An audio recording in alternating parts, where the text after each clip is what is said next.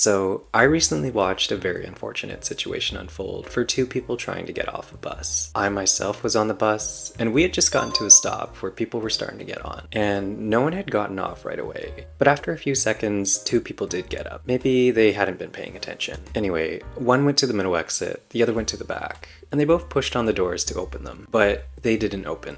They stayed closed. They tried pushing for a few more seconds, and the door still didn't open. And then the bus started to leave with both of them still on board. Now, in my experience, people normally yell "back door" in these cases to tell the driver to open the doors manually. So I was expecting at least one of them to yell, or to call out, or to vocalize something. But they both just didn't say anything. They just stood there quietly with looks of embarrassment and disappointment on their face as the driver left the stop and kept driving. Then they both pulled out their phones, probably to tell someone that they had just missed their stop, and waited by the door until they got out at the next one. Now, this doesn't sound too bad, right?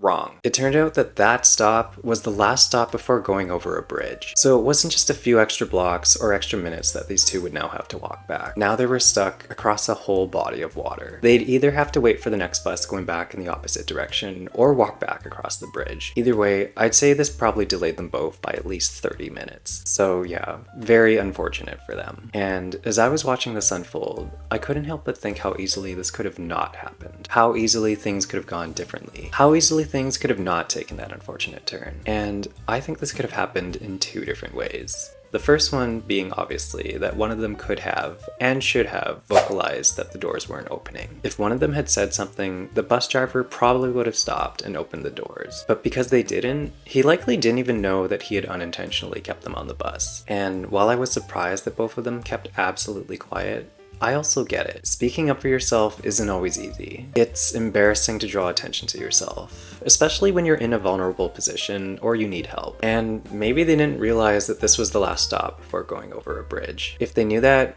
maybe they would have spoken up. But even if they weren't able to speak at all, I think the second and less obvious way that this could have been avoided was through punctuality. Even if the doors didn't open initially, and even if they still didn't say anything, if they hadn't been slow in getting to the doors, I think the situation would have panned out differently. I think they would have made it off. And here's why. I've been on many other buses before where someone trying to get off pushes the door and it doesn't open. And usually, even if they don't vocalize it themselves, maybe because they're too afraid to speak up, someone else will. Sometimes it's someone who also needs to get off, or sometimes it's someone who's just watching and is more comfortable speaking up. But in almost all cases I've seen, if someone goes to the door as soon as the bus stops and the door isn't working, someone will speak up. And I think that's because people watching see this as an issue with the bus doors, not with the person trying to get off. The issue here is external. However, in this case, it took both people a few seconds after getting to the stop to realize that they wanted to get off. So they got themselves to the door kind of late. And I mean,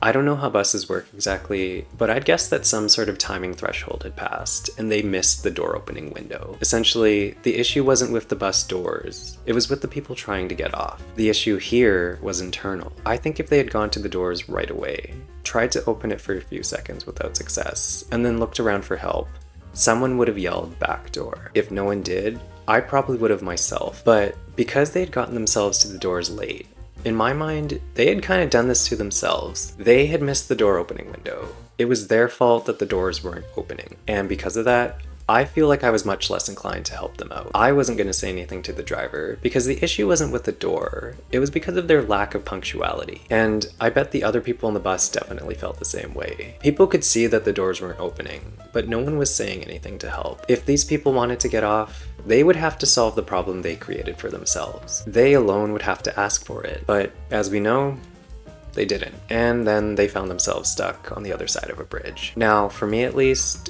there are two big takeaways from this.